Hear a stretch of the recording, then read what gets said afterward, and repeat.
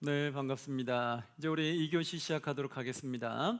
2교시는 마가복음 11장부터 16장까지 내용, 이제 입성하는 장부터 부활한 내용까지 들어가도록 하겠네요. 자, 그럼 입성 들어가기 전에 지난 시간 중에 궁금한 거 하나가 여러분 있을 수도 있어서 한번 제가 알려드릴게요. 한번 10장 25절 한번 보실게요. 10장 25절에 보면 낙타가 바늘기에 나아가는 것이 부자가 하늘 나라에 들어가는 것보다 쉬우니라. 여기서 낙타가 바늘기로 들어가는 거, 이것이 무슨 뜻인지를 조금 이렇게 헤매시는 분들도 있는데, 여기서는 이제 신학자들의 이렇게 해석을 보면 두 가지 정도로 보통 나와요. 뭐냐면 여기서 낙타가 바늘기 들어간다는 것은 첫 번째, 낙타가 이 바늘기라는 것은 예루살렘의 바늘기 문이라는 게 있대요. 그래서 거기 바늘기 문은 되게 좁아요. 좁아서 거기는 좁고 좁아서 이렇게 머리를 숙이고 들어가야 된다고 해요. 예루살렘에 그 좁은 문이 있는데 그 바늘기 문이라고 해서 거기는 몸도 움츠리고 좁게 해서 이렇게 힘들게 사람이 한 명이 빠져나가는 길이에요. 근데 거기 낙타, 등치 큰 낙타가 들어가려니 잘 들어가지겠어요? 어렵잖아요. 근데 낙타에 들어가는 것도 어려운데 이거보다 더 어려운 게 뭐냐? 부자가 천국에 들어가는 게 더 어렵다는 거예요. 그 과장법을 써준 거죠. 이것도 어려운데 이게 더 어렵다는 것을 비교해 주기 위해서 그것이 확 마음에 와닿게 쓴 거가 있고요. 또 하나는 이 낙타를 또 해석 가운데 이 낙타를 밧줄로 모는 경우도 있어요. 이 낙타가 그 언어를 봤을 때 조금의 단어 언어 차이인데 그 음색 하나의 차이로 인해서 이거를 그 낙타로 볼 수도 있지만 밧줄로도 볼 수 있다, 이렇게 해석하는 분도 있어요. 밧줄로 해석하면 뭐냐, 이 바늘기가 진짜 우리가 쓰는 바늘기를 말한다고 보는 거죠. 그 밧줄을, 그 바늘, 우리가 꼽는 그 바늘기 그 동그란 쪽에 실을 넣어야 되는 곳에 밧줄을 넣으려고 하면 잘 들어가요, 안 들어가요? 안 들어가죠. 바늘기에 실을 넣어야지 거기다가 밧줄을 집어넣으려고 안 되잖아요. 그런 건데 그것도 힘든데 부자가 천국 들어가는 게 더 어렵다, 그 뜻이에요. 밧줄을 집어넣는 거 어려운데 부자는 그거보다 더 어렵다. 그러니까 얼마나 그 힘든 것을 부각하기 위해서인 겁니까? 그러니까 이게 꼭 낙타냐 뭐 밧줄이냐 그게 무엇이냐가 더 중요한 것이 아니라 진짜 중요한 것은 그렇게 표현한 의미가 더 중요한 거예요. 왜 하나님이 그렇게 표현했을까? 왜 부자가 천국에 들어가기 어렵다는 말을 표현하기 위해서 이 두 개를 왜 썼는가? 그거 의미를만 파악하면 돼요. 그래서 그 과장법을 드러내기 위해서 부자가 들어가기 어렵다는 것을 나타내주기 위해서 사용한 거기 때문에 그 뜻에 너무 매이지 마시고 의미에 여러분 집중하시기 바랍니다. 자, 11장 들어가도록 할게요. 11장 이제 보시면 입성장이 나오는데요. 앞에도 한번 먼저 볼까요? 우리 교재 한번 볼게요. 교재 7장부터 10장에 보면 7장에 밑줄 친 거, 10장부터 7장부터 10장 밑줄 친 것도 주황색으로 다 입혀보세요. 우리가 성경 보면서 다 읽던 걸 거예요.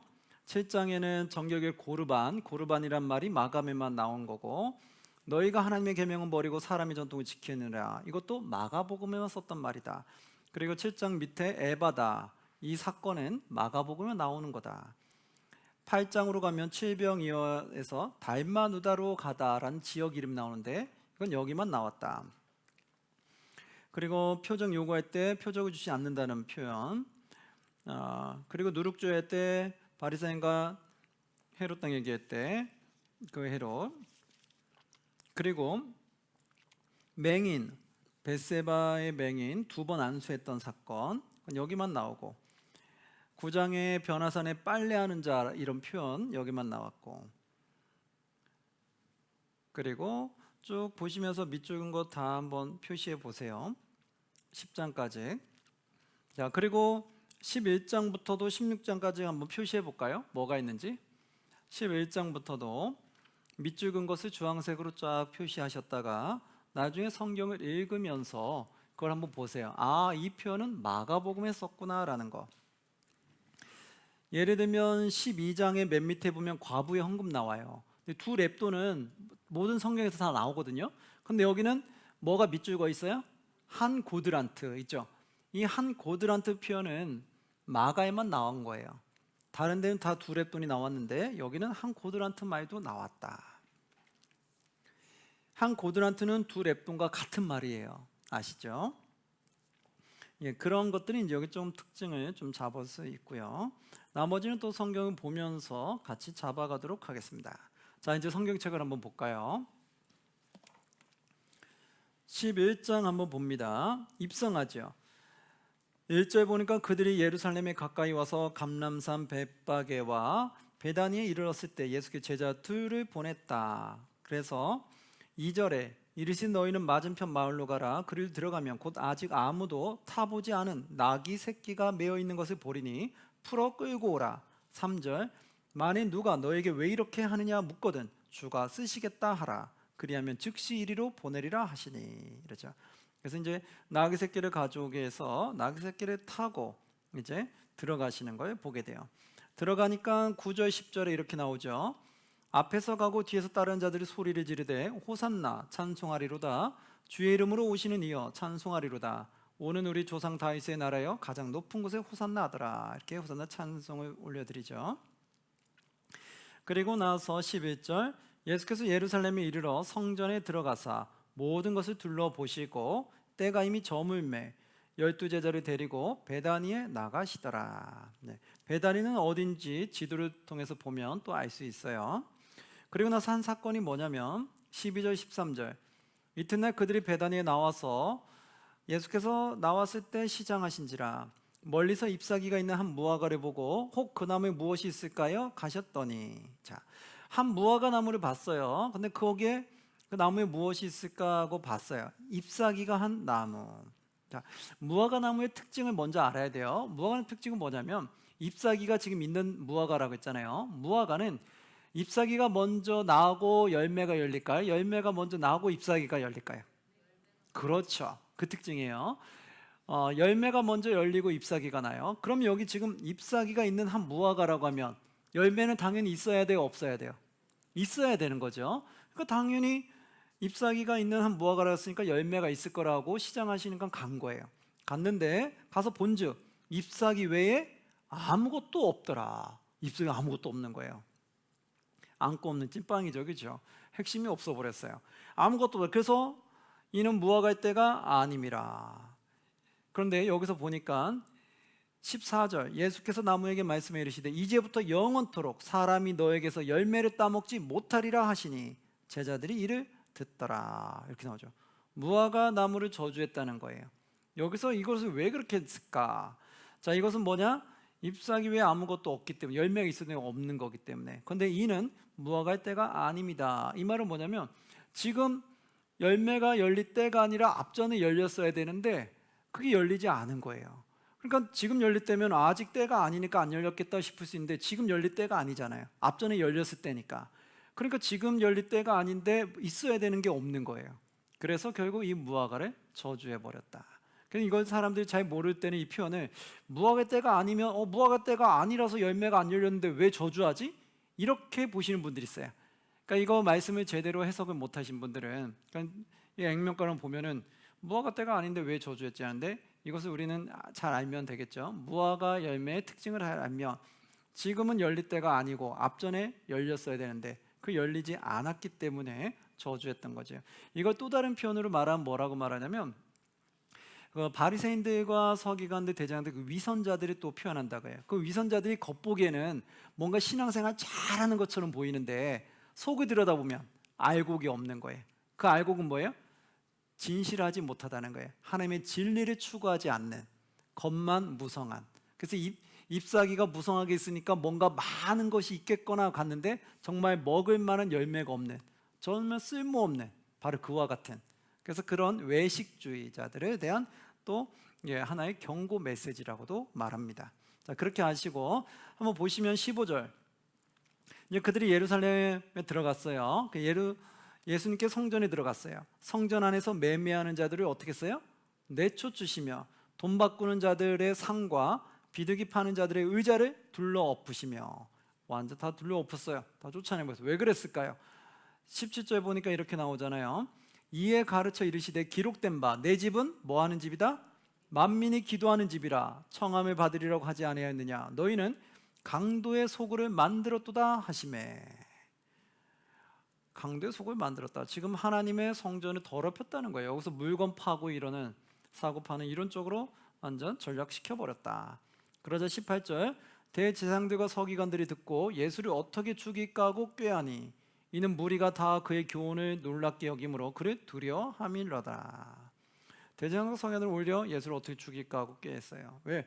자기네들의 악행이 다 드러나잖아요.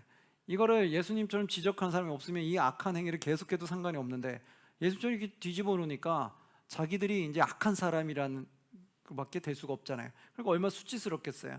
그럼 회개하고 돌이켜야 되는데 회개할 마음이 없으니까 반대로 예수를 죽이려고 하는 거죠.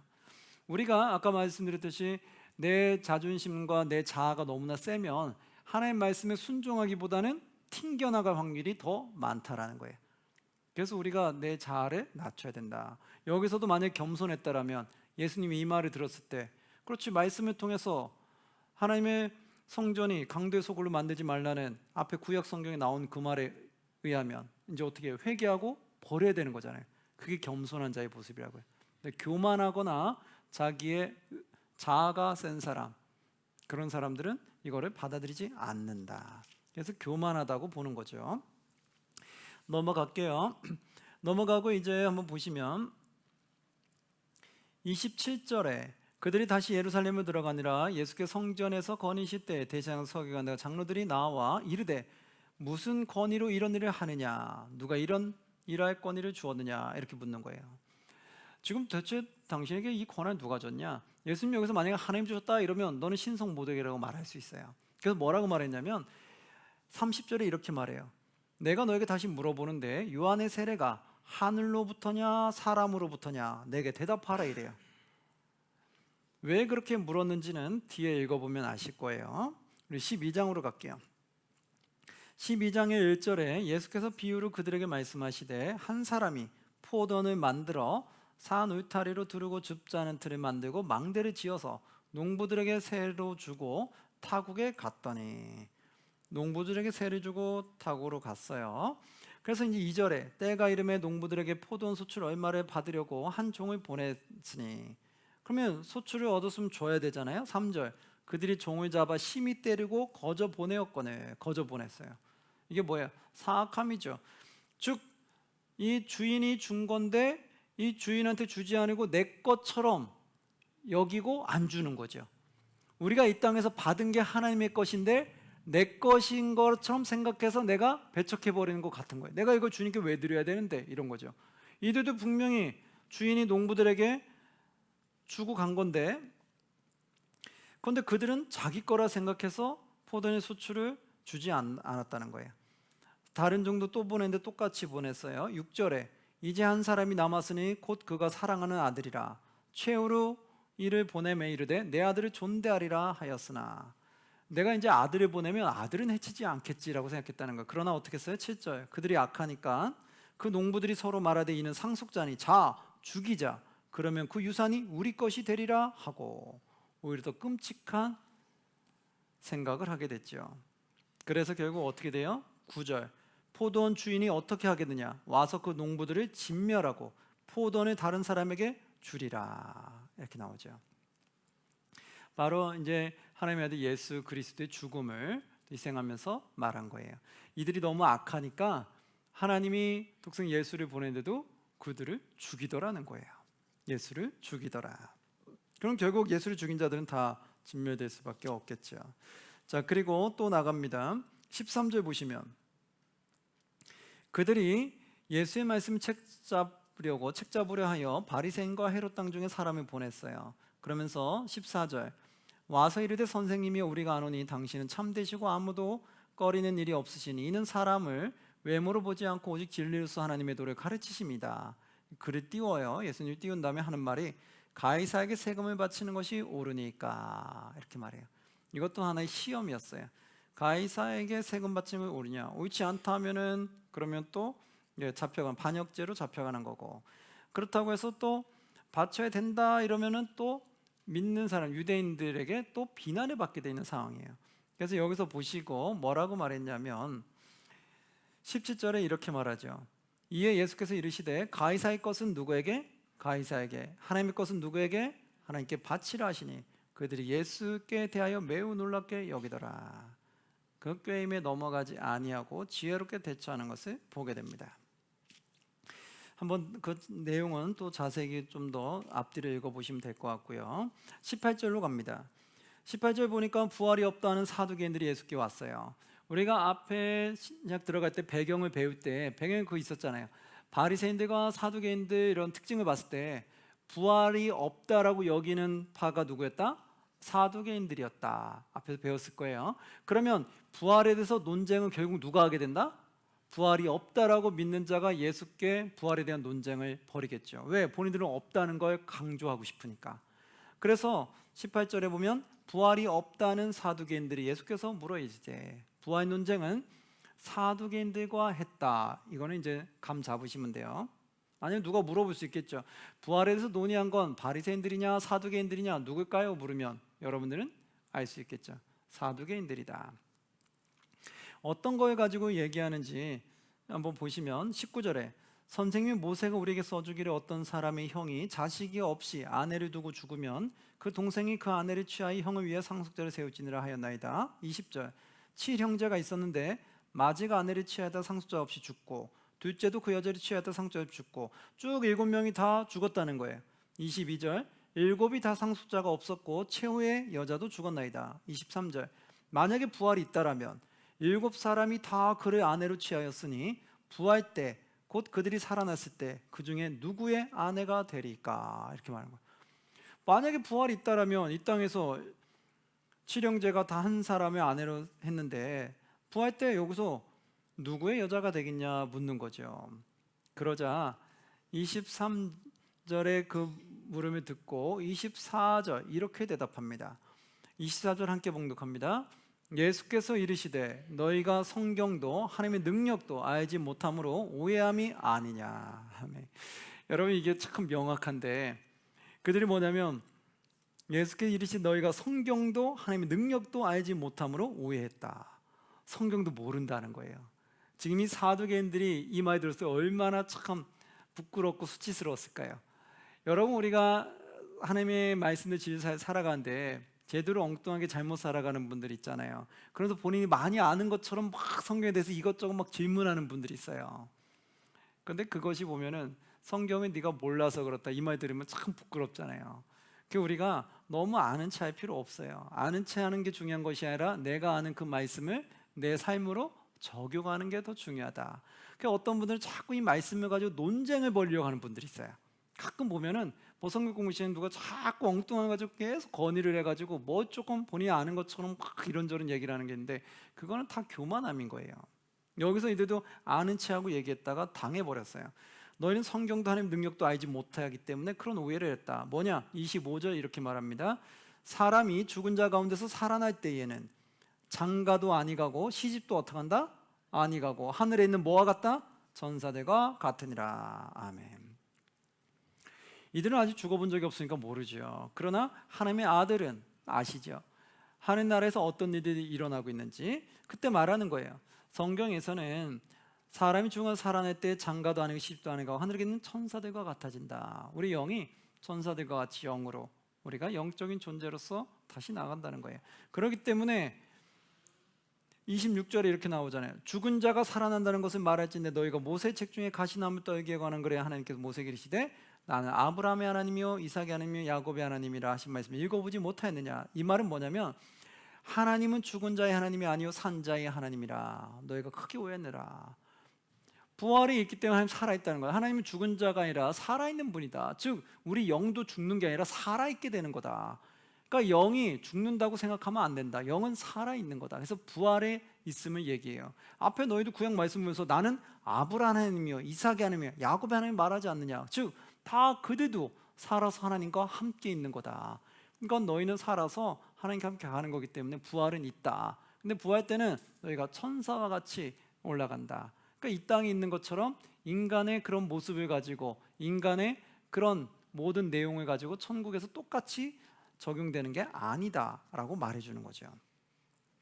이걸 통해서 우리가 이제 우리가 부활하면 어떤 모습으로 가는지를 알 수 있어요. 부활하면 우리는 각각 하늘에는 천사들과 같이 그렇게 생활하게 된다. 28절 한번 보면요. 서기관 중에 한 사람이 이제 변론하는 것을 듣고 예수께 잘 대답하신 줄 알고 나와 묻되 모든 계명 중에 첫째가 무엇이니까 물어요. 서기관은 말씀을 풀어서 얘기해 주는 사람이다 보니까 말씀에 많이 아는 사람인데 이 말씀에 많이 알고 능통한 서기관도 잘 모르는 게 있어서 예수님께 묻는 거예요. 아니 많은 계명이 있는데 이 모든 계명 첫째가 무엇이냐? 이제 우리는 어느 정도 알죠. 30절 이렇게 나오잖아요. 내 마음을 다하고 목숨을 다하고 뜻을 다하고 힘을 다하여 주 너희 하나님을 뭐하라? 사랑하라 하신 것이요. 둘째는 이것이니 내 이웃을 어떻게? 내 자신같이 사랑하라 하신 것이라. 이보다 더 큰 계명이 없다. 이렇게 얘기해 주죠. 바로 이것이 성경에서 가장 큰 핵심이다. 그러니까 우리가 성경 전체 흐름 잡을 때 이 두 개를 쫙 봤잖아요. 하나님 말씀 순종하는 게 대체 뭡니까? 수많은 말씀이 있는데 이거 어떡합니까? 했을 때 두 가지 핵심을 말해줬죠. 그 핵심에서 모든 율법들은 다 뭐다? 파생되어 나온 거다. 십계명도 하나님 사랑하는 방법과 이웃 사랑하는 방법들이 나온 거지요. 그걸 여기서 핵심을 말해준 거예요. 자, 그러면서 39절에 보면 이런 사람을 조심하라고 나와요. 우리 39절 함께 봉독합니다. 시작.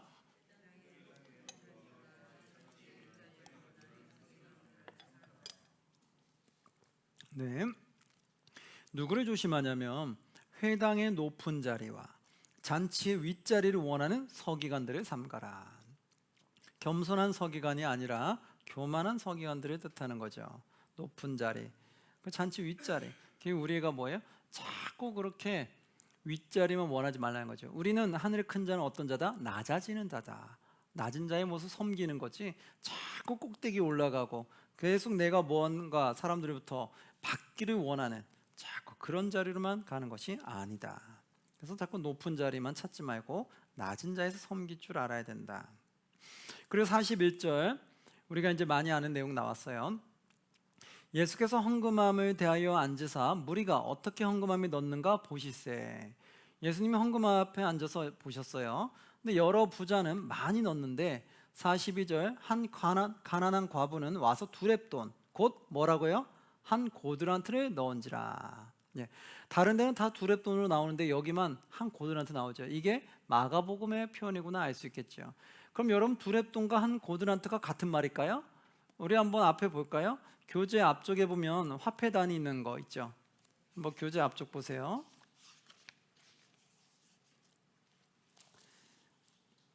신구약 중가서 두 번째 쪽에 보시면 화폐단이 나오잖아요. 거기에 헬라말 렙돈 있죠. 렙돈은 고드란트의 뭐예요? 2분의 1이죠. 그러면 렙돈이 두 개면은 하나의 고드란트가 되겠죠. 예, 이 렙돈이 하나가 한 얼마 정도로 보았다고요? 그렇죠. 현재 돈으로 봤을 때 750원 또는 800원 돈 봤을 때 그러면 두 렙돈은 얼마라고요? 그렇죠. 1,500원 정도. 예, 1,500원, 1,600원 정도다. 그래서 이 고드란트는 어디 말이에요? 로마의 말이죠. 로마 밑에 보면 고드란트라고 있죠. 이 고드란트는 로마의 말이고 렙돈은 헬라의 말이다. 네. 아시겠죠? 그래서 두 렙돈은 하나의 고드란트와 같다라는 걸 우리는 알 수 있어요. 여기서 말했던 이 표현은 두 렙돈 곧 한 고드란트는 같은 말이다라는 걸 알 수 있겠죠. 같은 화폐의 가치예요. 한 고드란트 넣은지라. 예수께 제자들을 불러다가 이르시되 내가 진실로 너에게 이르노니 이 가난한 과부는 헌금함에 넣는 모든 사람보다 뭐하다? 많이 넣었도다. 분명히 부자들이 더 많이 넣었는데 이 과부가 더 많이 넣었다고 말하는 거예요. 그 이유는 44절 그들은 다 그 풍족한 중에서 넣었거니와 이 과부는 그 가난한 중에서 자기의 모든 소유 곧 생활비 전부를 넣느라 하시니라. 바로 생활비 전부를 넣었기 때문에 많이 가진 사람들이 일부를 뗀 것과 내가 가진 생활비 전부를 드린 사람이 보면 액수는 차이가 날지 모르지만 자기가 하나님께 받은 것 중에 드린 걸로 봤을 때는 최고로 드린 거잖아요. 내가 받은 거 전부를 드렸으니. 그래서 그게 돈의 액수가 상관없이 내가 받은 거에 최고로 하나님께 올려드렸다. 하나님 그거 보시나요? 그 우리는 내가 받은 달란트에서 거기서 최고의 걸 드리면 하나님 그거 최고로 보신다는 거예요. 내가 부자들보다 많이 못 낸다고 여러분 너무 아쉬워할 필요 없어요. 나는 내가 받은 그 형편 안에서 내가 최고로 하나님께 드리면 되는 거예요. 그게 다른 사람에 비해서는 적을지라도 하나님은 크게 보신다. 예. 그러면 내가 나중에 많이 받으면 또 많이 받으면 많이 드리면 되잖아요. 적게 받으면 적게 받은 만큼 그 안에 최선을 드리는 거고. 그렇게 해서 거기에 너무 이렇게 매이지 않아도 된다. 13장으로 갈게요. 13장에 보시면 성전 파괴하는 예언이 나오는데 한번 1, 2절 한번 읽어 보시고요. 3절에는 감람산에서 일어났던 재난과 징조에 대한 이야기가 나오게 되는데요. 한번 3절 볼게요. 이제 13장은 종말에 대한 내용이 나오기 때문에 종말의 내용이 쭉 나올 거예요. 3절, 예수께서 감람산에서 성전에 마주대어 앉으셨을 때에 베드로와 야고보와 요한과 안드레가 조용히 묻되 우리에게 이르소서 어느 때에 이런 일이 일어나겠사오며 모든 일이 이루어지려 할 때에 무슨 징조가 있사오리까. 5절, 예수께서 이르시되 너희가 사람의 미혹을 받지 않도록 주의하라. 많은 사람이 내 이름으로 와서 이르되 내가 그라하여 많은 사람을 미혹하리라. 많은 사람들이 내 이름으로 와서 내가 그란다, 내가 예수다, 내가 메시아다 이렇게 말한다는 거예요. 요즘 그런 일이 있어요, 없어요? 있죠. 내가 신이다, 내가 메시 이런 말하는 사람 있잖아요. 엉뚱한 거죠. 예수님 다 예언한 대로 이렇게 나와요. 그런 데 있을 수 있다. 그리고 7절에 난리와 난리의 소문을 들을 때에 두려워하지 말라. 이런 일이 있어야 하되 아직 끝은 아니다. 끝은 아직 아니에요. 8절, 민족이 민족을, 나라가 나라를 대적하여 일어나겠고 지금 대적하는 일들이 일어난다고 하죠. 그 다음에 곳곳에 지진이 있으며 기근이 있으리는 재난의 시작이다. 곳곳에 지진이 일어나는 것, 이것이 재난의 시작이다. 시작이지 아직 종말은 아니에요. 그럼 지금 우리가 오고 있는 수많은 지금 나라에 지진이 일어나면서 막 무너지잖아요. 이게 지금 시작이다라고도 볼 수 있는 거예요. 아직 종말은 아니지만 이게 하나의 시작이구나.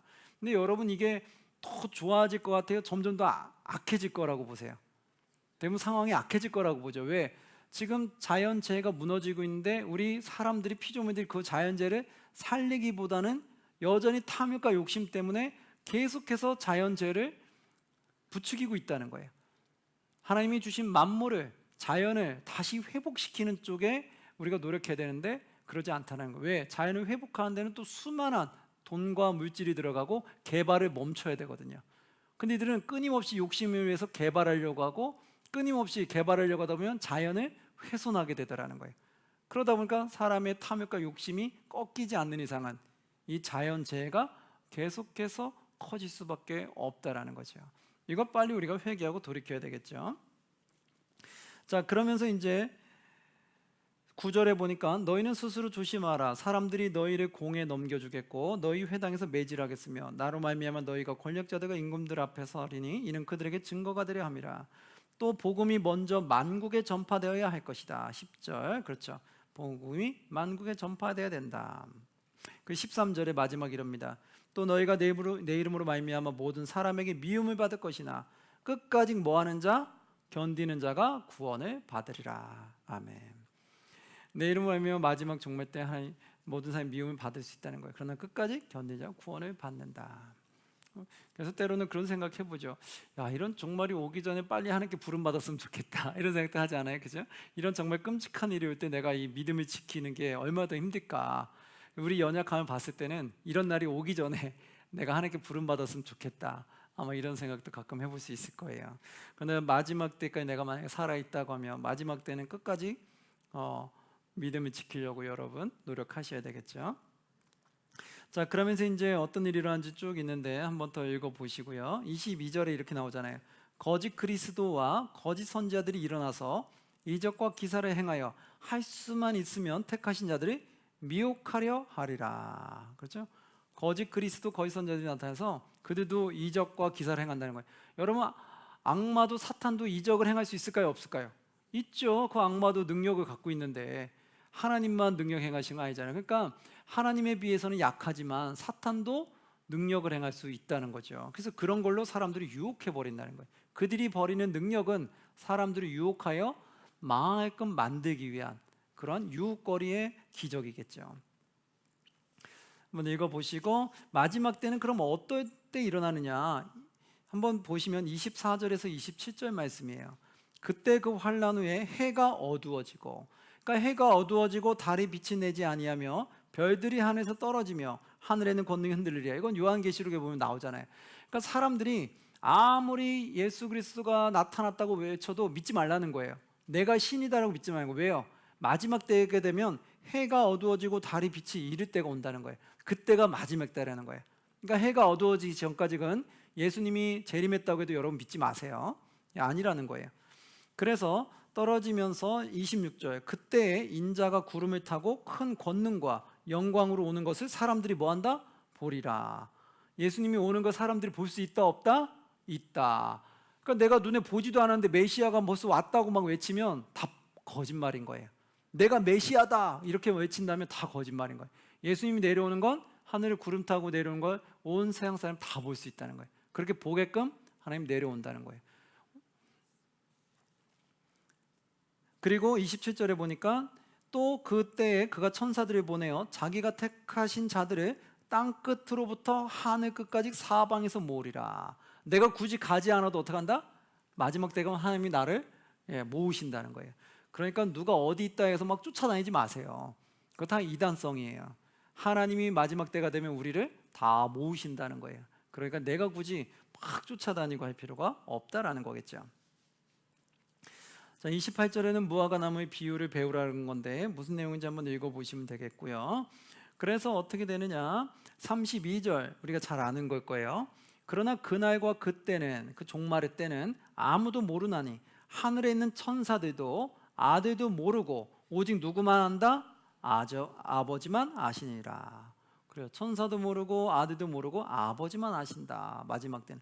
근데 이거를 인간들이 몇 년, 몇 월, 며칠 날 재림이 일어날 거다, 종말이 올 거다, 이거 말하는 게 말이 되는 말이겠어요? 아니죠. 이 성경 구절만 알아도 그들이 잘못됐다는 거 금방 알 수 있을 거예요. 근데 우리가 말씀을 너무 모르니까 그들이 주장이 맞는 줄 알고 끌려다니는, 유혹되는 사람들이 많이 있었다라는 거예요. 지금도 많이 있죠. 그래서 어떡하냐? 결국 너희는 깨어있으라. 35절 그러므로 깨어있으라. 집주인이 언제 올지, 혹 저물 때일지 밤일 중인지 닭 울 때인지 새벽인지 너희가 알지 못함이라. 언제 올지 모르니까 어떻게 하라? 늘 깨어있으라. 우리 영적으로 깨어있으라는 거예요. 그래서 36절에 보면 그가 호련히 와서 너희가 자는 것을 보지 않도록 하라, 이렇게 나오죠. 자는 것을 보지 않도록 하라. 이 말은 뭐예요? 우리가 육체적으로 잠자는 걸 말하는 거예요? 아니죠. 내 영적으로 잠자는 걸 말하는 거죠. 영적으로 깨어 있었는데 영적으로 내가 잠자고 있다는 거, 그것을 지적하는 말이죠. 그래서 믿음을 잃으면 안 되는 거예요. 14장으로 갈게요. 14장에 드디어 이제 순환의 시작이 됩니다. 어떤 시작일까요? 1절에 이틀이 지나면 유월절과 무교절이 가까이 왔어요. 대제사장과 서기관들이 예수를 흉계로 잡아 죽일 방도를 찾았어요.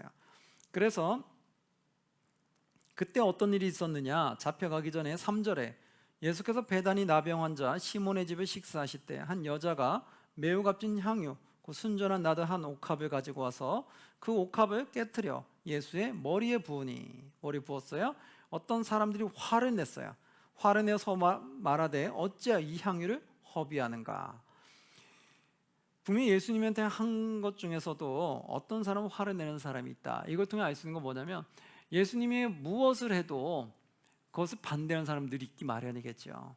우리가 하나님의 일을 하더라도요, 하나님 일을 하는 데 있어서 다 모든 사람이 다 찬성할까요? 그러진 않죠. 찬성할 수도 있지만 반대하는 사람도 나오게 된다. 왜? 내 생각과 다르면. 여기서 예수님께 향유를 부은 걸 가지고 어떤 사람은 화를 냈어요. 왜 화를 내겠어요? 예수님께 부은 건데, 본인이 부은 것도 아니고 본인의 향유도 아닌데 왜 화를 내겠어요? 이럴 수 있다니까요.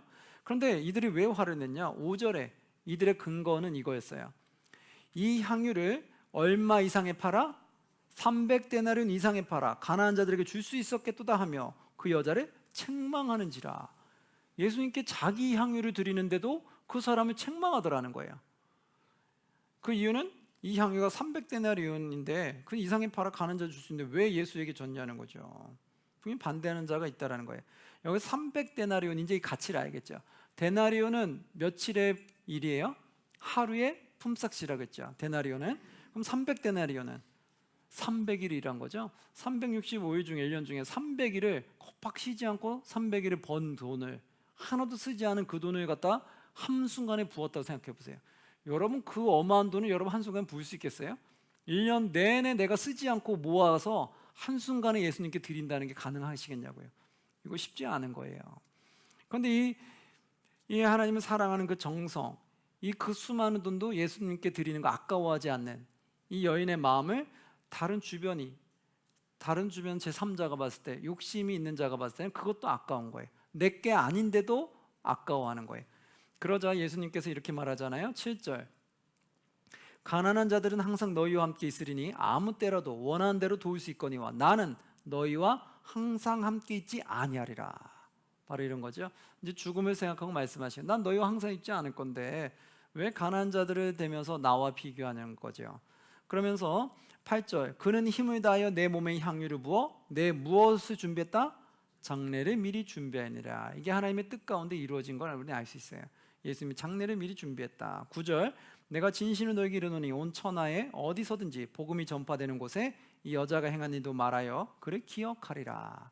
어디를 가든 이 여인의 말이 늘 퍼질 거라는 거예요. 지금 수천 년이 지난 지금도 우리는 이 여인을 기억하잖아요. 이 향유의 여인을 기억하고 찬양으로도 우리는 부르기도 하죠.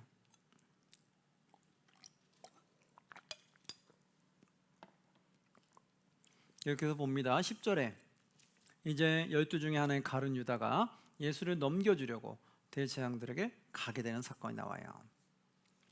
한번 좀 읽어보시고요. 자, 그 다음에 이제 12절에 무교절의 첫날 곧 유월절 양 잡은 날에 그때 다락방에서 유월절 음식을 먹게 되는 상황이 나와요. 17절 18절, 저물매 그 12를 데리고 가서 다 앉아 먹을 때 예수께서 이르시되 내가 진실로 너에게 이르노니 너희 중에 한 사람이 곧 나와 함께 먹는 자가 나를 팔리라 하신대. 벌써 가룟 유다가 팔려고 한 걸 예수님 다 아신 거예요. 그래서 유월절 음식을 떼실 때 그 얘기를 한 거예요. 다락방에서 누군가 나와 음식 먹는 자 한 사람이 나를 팔리라. 얼마나 뜨끔했을까요? 그러면서 우리가 하는 거 22절 23절, 그들이 먹을 때 예수께서 떡을 가지사 축복하시고 떼어 제자들에게 주시며 이르시되 뭐라고 했어요? 받으라, 이것은 내 몸이니라 하시고.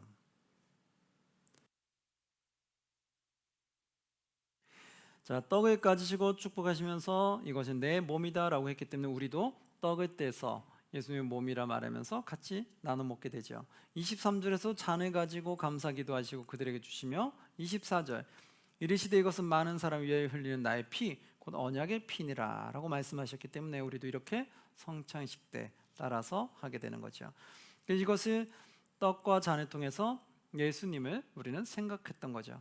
예수님이 십자가 달려 돌아가시면서 피 흘리신 그 모습을 우리가 또 상기하고 생각하면서 하나님의 그 은혜를 찬양하게 되는 거죠. 성찬식을 통해서 늘 우리가 십자가 사건에 감사를 올려드리는 거예요. 자, 그리고 나서 이제 28절에 보면 예수님이 이제 십자가 달려 돌아가신 이후에 다시 부활해서 그러나 내가 살아난 후에 부활하신 이후에 너희보다 먼저 어디로 간다고요? 갈릴리로 가리라. 예수님 부활하신 이후에 제자들이 어디 가서 예수님 만났을까요? 갈릴리 가서 만났죠. 이때 예언한 대로 다 이루어지는 걸 봐요. 그때 29절 30절에 보면 베드로가 여짜오되 다 버릴지라도 나는 그리하지 않겠나이다. 베드로가 이렇게 외쳤어요. 배짱에게 외쳤죠. 그런데 뒤에 들리는 30절 말씀이 마음을 아파요. 30절 함께 봉독합니다. 예수께서 이르시되 내가 진실로 내게 이르노니 오늘 이 밤 닭이 2번 울기 전에 너가 3번 나를 부인하리라 하매.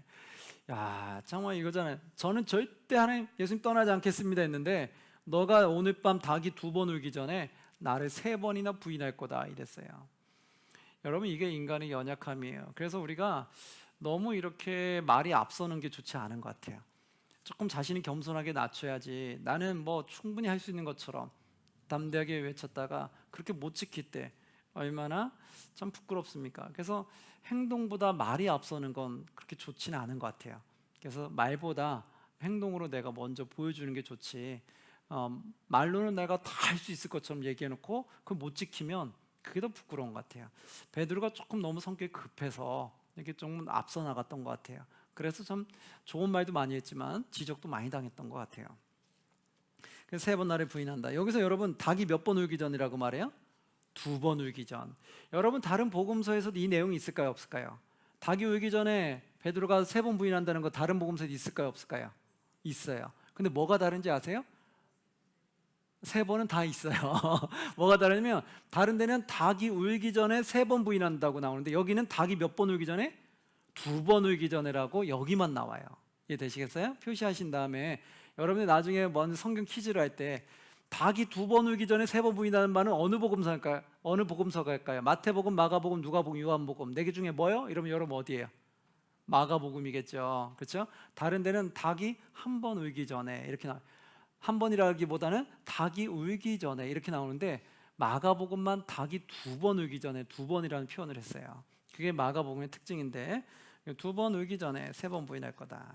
이 표현은 마가복음에 나왔던 거예요. 자, 그 다음에 계속 넘어가면요 32절에 보면 겟셋마네에 하는 곳에 이르러서 예수께서 제자들에게 이르시되 내가 기도할 동에 너희는 여기 앉아 있으라. 그래서 겟셋마네에 가서 기도하셨던 거 우리가 많이 아는 거죠. 한번 보시면 35절 조금 나아가 땅에 엎드려 될 수 있는 대로 이때가 자기에게 지나가기를 구하여 36 이르시되 아빠 아버지여 아버지께서는 모든 것이 가능하오니 이 잔을 내게서 모아서 옮기시옵소서. 그러나 나의 원대로 마옵시고 어떻게 달라고요? 아버지 원대로 하옵소서. 그렇죠? 이 잔을 내게서 옮기시옵소서 말했잖아요. 이 잔을 옮겨달라는 건 뭐예요? 십자가에 쓴 잔인 거죠. 그러니까 이 십자가 지는 것이 누구의 뜻이었다는 거예요? 아버지의 뜻이라는 것을 결국 알 수 있죠. 예수님은 아버지의 뜻에 순종하는 걸 알 수 있죠. 그래서 36절 뒤에 그렇게 나오잖아요. 그러나 나의 원대로 마옵시고 아버지 원대로 없어서 십자가의 사건은 아버지 뜻이었다는 거예요. 그게 아들은 순종하고 우리 구원하기 위해서 십자가를 지신 거죠. 그것이 하나님의 사랑과 예수님의 사랑이 동일하다고 말하는 거예요. 하나님의 그 사랑 중에서도 예수님께서 그것을 거절했으면 안 되는 거잖아요. 예수님도 우리를 사랑하는 마음을 구원하기 위해서 그 순종하고 십자가를 지셨기 때문에 예수님이 우리를 살리고자 하는 그 마음과 헌신과 사랑을 또 느낄 수 있겠죠. 자, 그러면서 이제 제자들한테도 깨워서 기도해 달라고 했는데 제자들은 다 잠자고 있었어요. 내려오니까. 38절 이렇게 말하잖아요. 37절 38절 보면 돌아오사 제자들이 자는 것을 보시고 베드로에게 말씀하시되 시몬아 자느냐 내가 한 시간도 깨어 있을 수 없느냐 시험에 들지 않게 깨어 있어 기도하라 마음에는 원이로되 육신이 약하도다 하시고. 그렇죠? 이 말씀하시고 다시 나아가서 다시 기도를 올리셨어요. 그리고 나서 이제 43절에 보니까 유다가 왔어요. 그리고 예수님이 결국 팔았어요. 그리고 나서 53절에 보면 예수를 끌고 대제사장에 갔어요. 그래서 거기서 무엇이든지 증거를 찾아내려고 했는데 증거를 찾아내지 못하게 됐어요. 그러고 나서 결국에는 이제 쭉 넘기시면 베드로 사건이 나오는데 66절 베드로는 아랫뜰에 있더니 대제사장의 여종 하나가 와서 베드로가 불 쬐고 있는 것을 보고 주목하여 이르되 너도 나사렛 예수와 함께 있었도다 하거늘 이렇게 물어봤어요. 그랬더니 68절 베드로가 뭐 했어요? 부인하여 이르되 나는 내가 말하는 것이 무엇인지 알지도 못하고 깨닫지도 못하겠노라 이렇게 또 부인했어요. 이렇게 결국 세 번을 부인하는 내용이 나와요. 한번 읽어보시면 되겠죠. 72절 그래서 이렇게 나오죠. 닭이 곧 두 번째 울더라. 이에 베드로가 예수께서 자기에게 하신 말씀 곧 닭이 두 번 울기 전에 너가 세 번 나를 부인하리라 하심이 기억되어 그 일을 생각하고 뭐 했다? 울었더라. 그 생각하고 울었죠. 얼마나 참 부끄럽겠어요. 그것 때문에 울었어요. 자기는 그렇게 안 한다고 했는데 상황이 닥치니까 그렇게 되는 거죠. 우리가 그 상황이 되기 전에 너무 확신 있게 얘기하지 마세요. 우리가 그럴 수 있잖아요. 다른 사람의 부족한 거 보면서 어떻게 저럴 수 있어? 나는 절대 난 저렇게 안 할 거야. 나는 저 상황에 처했을 때 난 저러지 않을 거야. 근데 나중에 보니까 내가 그 상황에 처하니까 뭐예요? 똑같이 하고 있잖아요. 그런 거 보잖아요. 그런 것처럼 너무 남의 그 상황을 너무 쉽게 말하는 것도 조금 조심해야 될 부분이다. 계속해서 봅니다. 15장으로 넘어갈게요. 15장에 결국 이제 누구한테 갔냐? 빌라도에게 가게 됐어요. 15장 1절에 보면 새벽에 대제사장들이 즉시 장로들과 서기관과 곧 온 공회와 더불어 의논하고 예수를 결박하여 끌고 가서 누구에게 넘겼어요? 빌라도에게 넘겨졌다. 자, 이제 빌라도가 이제 나오게 되는데 본디 빌라도 우리가 나왔죠. 앞에 우리가 신구약 중간사를 보았을 때 여기가 원래는 헤롯의 아들, 데롯의 아들이 지켰어야 되는데 그런데 그가 포악하게 다스리면서 쫓겨나죠. 그래서 누가 들어왔어요? 로마의 총독이 왔죠. 그 총독이 누구였냐? 빌라도가 그 총독 중에 한 명이었죠. 그래서 지금 이 빌라도 총독에게 가게 된 거예요. 그리고 이 빌라도 총독에게서 이제 예수를 죽이게끔 하게 만들죠. 그리고 나서 결국은 이 빌라도는 사람들의 눈치를 보고 예수를 십자가에 못 박게 내놓습니다. 그렇죠. 빌라도가 뭐 아쉬울 게 뭐가 있겠어요. 내가 믿는 신도 아닌데, 내가 믿는 예수도 아닌데, 그들이 원하는 대로 넘겨졌죠. 내용 한번 쭉 읽어보시면 나와요. 어떤 사건 중에 어떻게 내어주게 됐는지. 이게 그 대제사장들과 유대인들의 악함을 또한 볼 수가 있어요. 그리고 16절에 보니까 군인들이 예수를 브라이도리온이라는 뜰 안으로 데려가서 예수를 조롱하는 내용이 나와요.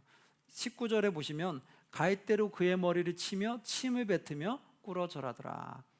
예수님 갈대로 예수님의 머리를 쳤다는 거예요. 그리고 침을 뱉고 꿇어 절하고 아주 예수님을 조롱하는 것을 보게 되죠. 한번 읽어보시고요. 그래서 결국 이제 골고다라는 언덕으로 끌고 갑니다. 21절. 마침 알렉산더와 루프의 아버지인 구레네 사람 시몬이 시골로부터 와서 지나가는데 그들이 그를 억지로 같이 가게 하여 예수의 십자가를 지우고 예수를 끌고 골고다라 하는 곳으로 이끌어 갔다. 이렇게 나오죠. 골고다 번역하면 해골의 곳이다 라는 뜻이죠. 그리고 23절 모략을 탄 포도주를 주었으나 예수께서 받지 아니하셨다. 받지 않았어요. 모략을 탄 포도주, 이건 무엇이냐면 약간의 조금 고통을 덜 느끼게 하는 그런 성분을 가진 것을 말하는 거예요. 약간 마취할 수 있는 그런 좀 감각을 무뎌지게 하는, 그런 예수님은 그것을 내려놨다. 인간의 수법을 의지하지 않으시는 걸 보게 되죠. 그리고 나서 결국은 25절에 보니까 때가 제3시가 되어 십자가에 못 박았느니라. 결국 때 제3시에 십자가에 못 박았다. 여러분, 제3시는 지금 우리가 쓰는 시간은 몇 시일까요? 한번 이걸 볼게요. 또 유대인의 시간들을 보면, 자, 시간이 있어요.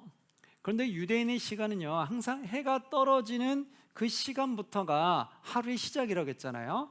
그러면 여기서부터 일단은 0시로 하루 시작으로 봤을 때 여기가 3시, 6시, 9시 이렇게 해서 12개의 시간으로 나눠져요. 그럼 여러분 여기 하루가 시작이잖아요. 0부터 이제 시작이 되잖아요. 그러면 여기서 말하는 게 제3시죠.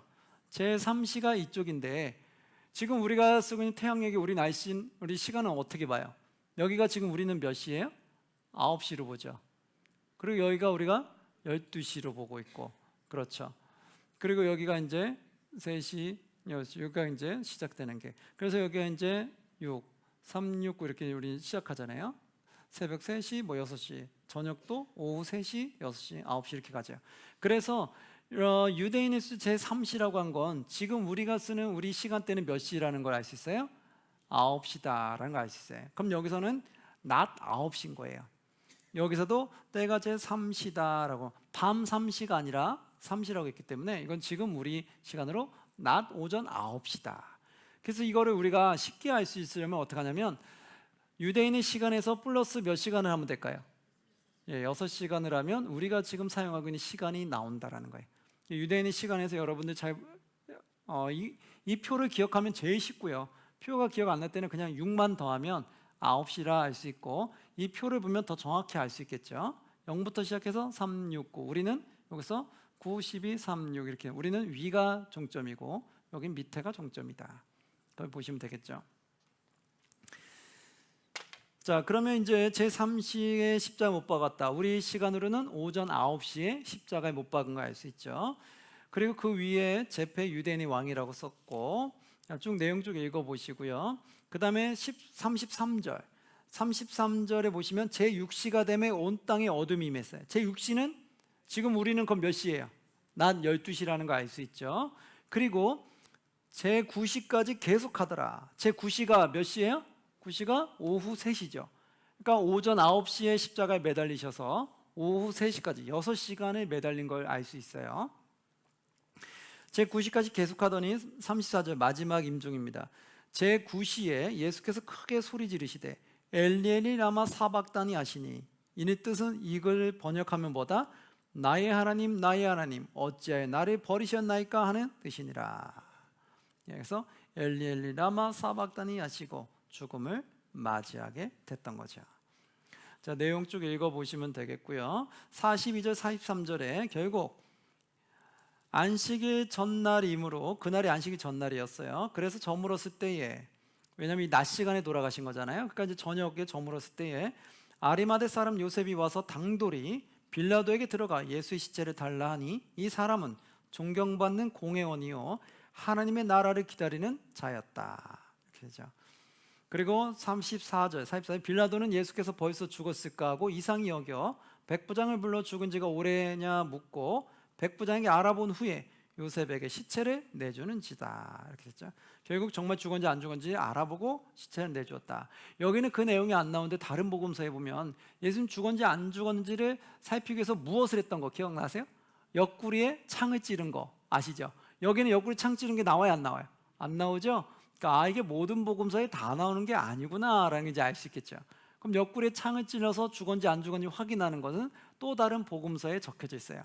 그거는 나중에 복음서 또 보면서 잡아드리도록 할게요. 여기서는 그 내용은 안 나온다. 어쨌든 확인한 후에 내주었다. 마지막 16장입니다. 그리고 나서 1절 안식일이 지남에, 안식일이 지났어요. 그러면 예수님 돌아가시는 건 안식일 전이었죠. 전 하루, 안식일 하루, 안식일이 지난 그 다음 하루. 그럼 이제 며칠째 된 거예요? 3일째 된 거예요. 안식일 전날, 그리고 안식일 날, 이틀째, 안식일 다음 날, 3일째 되는 거예요. 그 안식일이 지남에 막달라 마리아와 야고보의 어머니 마리아와 또 살로메가 가서 예수께 바르기 위하여 향품을 사다 두었다가 2절 안식 후 첫날, 이게 이제 셋째 날 되는 날이죠. 3일째 되는 날, 안식 후 첫날 매우 일찍 해 돋을 때 그 무덤으로 갔다. 그런데 무덤 문이 열려 있었던 거예요. 예수님 안 계신 거예요. 5절에 보니까 무덤에 가서 흰 옷을 입은 한 청년이 우편에 앉은 것을 보고 놀라매 청년이 이르되 놀라지 말라 너희가 십자가에 못 박히신 나사렛 예수를 찾는구나. 그가 살아나셨고 여기 계시지 아니하니 보라 그를 두었던 곳이니라. 아멘. 살아나셨어요. 여기서 이제 흰 옷 입은 청년은 천사를 말하는 건데 다른 데서는 천사라고 표현을 했는데 여기 마가복음에만 흰 옷을 입은 청년으로 표현했어요. 이 표현은 마가복음에만 나오는 표현이에요. 아셔도 될 것 같고요. 7절에 가니까 가서 그의 제자들과 베드로에게 이르기를 예수께서 너희보다 먼저 어디로 간다? 갈릴리로 가시나니 전에 너희에게 말씀하신 대로 너희가 거기서 배우리라 하는지라. 이렇게 말하죠. 예수님께서 그 전에 십자가에 달려 돌아가시기 전에 제자들이 했던 것 3일 만에 내가 부활해서 갈릴리로 간다. 그 전에 미리 예언했던 대로 그대로 이루어지는 것을 보게 되죠. 그리고 나서 이제 예수님의 이런 부활 사건을 얘기해서 막달라 마리아가 전했는데 사람들이 이거 듣고도 믿지 아니했었어요. 왜냐하면 이들은 죽음을 경험해 본 적이 없고 예수님이 죽었다 살아난다고 했지만 그들은 그게 반신반의했던 거예요. 우리가 죽어 살아난다는 걸 못 믿고 있었는데 예수님이 그런다고 했을 때 말은 들었지만 설마 했는데 진짜 살아나셨는데 그들은 못 믿었다는 거죠. 나중에 갈릴리에 가서 예수님을 만나고 그때서야 확실하게 믿게 된 것을 알게 돼요. 나중에 이들이 얼마나 못 믿었는지 한번 쭉 읽어보시면 나와요. 그리고 나서 결국은 예수님께서 제자들을 만나 주십니다. 만나 주고 14절에 이렇게 나오죠. 그 후에 11 제자가 음식을 먹을 때에 예수께서 그들에게 나타나사 그들의 믿음 없는 것과 마음이 완악한 것을 뭐했다? 꾸짖으시니 이는 자기가 살아난 것을 본 자들의 말을 믿지 아니함이더라. 아니 본 걸 믿고 얘기했는데 그것도 믿지 않았다는 거예요. 근데 지금 뭐예요? 지금 이 땅에 오니까 또 안 믿은 사람들이 이때 못 본 사람들이 안 믿으려고 하잖아요. 나 못 믿겠다 이렇게 나오잖아요. 그러면서 15절 또 이르시되 너희는 온 천하에 다니며 무엇해라? 만민에게 복음을 전파하라. 예수님께서 또 말씀하죠. 그럼 우리의 사명은 뭐예요? 복음 전파하는 거다. 예수님 처음에 제자들 부를 때도 너희는 무엇을 낚는 어부로 불렀다? 사람을 낚는 어부로 불렀다. 그러고 나니까 마지막에 이제 예수님이 부활하셔서 그들에게 했던 말도 뭐예요? 만민에게 복음을 전파하라. 그럼 우리는 복음을 전파해야 돼요? 안 해야 돼요? 해야 되죠. 근데 우리 안 하고 있는 사람 너무나 많잖아요. 영적으로 지금 잠자고 있는 사람 너무 많이 있잖아요. 나 혼자만 믿고 있지 복음을 전하지 않잖아요. 사람을 낚는 어부로 부르셨고 마지막 예수님 부활하시면서 마지막 우리에게 사명을 준 게 너희는 만민에게 복음을 전파하라고 했는데 우리는 나만 믿지 복음을 안 전하고 있다는 거예요. 그렇게 수십 년을 신앙생활한 사람들이 의외로 수많은 교회마다 많다라는 거예요. 이게 지금 우리가 회개해야 될 부분이죠. 아, 이렇게 우리를 말씀하셨는데 나는 이 말씀도 잊어버리고 내가 그동안 살았구나. 나 혼자만 신앙생활 잘하면 된다고 살았는데 이게 다 헛것이었구나. 내가 정말 하나님 말씀대로 제대로 살지 못했던 거였구나. 그 부끄러움을 우리가 알 수 있겠죠. 우리가 이제 이 말씀을 다시 한번 받아들인다면 다시 회복하셔야 돼요. 그게 뭐예요? 그게 깨어져 있는 거예요. 내 잠자던 영이 다시 깨어나는 거예요. 깨어나서 다시 움직이셔야 되겠죠. 예수님 그랬잖아요. 너희는 잠자지 말고 깨어 있어라. 이게 하나님 말씀에 깨어서 움직이라는 거예요. 가만히 있지 말고 움직여라. 그러면서 19절 20절에 이렇게 나오잖아요. 주 예수께서 말씀을 마치신 후에 하늘로 올려지사 하나님 우편에 앉으시니라. 하나님 우편에 앉았고 20절 제자들이 나가 두루 전파할세 주께서 함께 역사하사 그 따르는 표적으로 말씀을 확실히 증언하시니라. 아멘.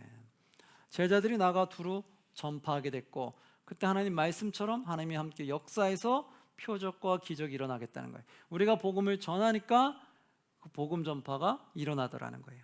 그래서 일어나기 위해서 하나님 필요한 또 기적과 이적도 보여주시더라는 거예요.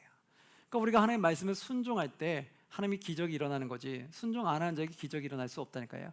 내 인생에 있어 하나님의 역사, 기적도 내가 하나님 말씀에 순종할 때 일어나는 거죠. 내가 하나님에 대해 순종이 없으면 내 삶 속에서 하나님 역사를 경험하기가 참 어렵다는 거예요. 다 내 생각으로 살아가려고 하죠. 내 생각에 이렇게 살면 잘 될 거고 이렇게 살면 안 될 거야. 다 내 생각. 내 생각에 안 된다고 하면 하나님이 아무리 하라고 해도 나는 노 이러는 거죠. 아무리 하나님이 하라고 해도 내 생각이 아니면 아니다. 바로 그것이 잘못된 생각들인 거예요. 내 생각에 내려놓고 하나님 말씀대로 일단 순종하면 하나님이 역사에서 놀라운 일이 일어나게 만든다. 자, 오늘 이렇게 마가복음 16까지 보았는데요. 자, 오늘은 이제 시간 다 되었고 오늘 여기까지 하고 마가복음은 마치도록 하겠습니다. 다음 시간에는 이제 마태복음을 보게 될 건데 그때 또 만나도록 하겠습니다. 여러분 수고하셨습니다.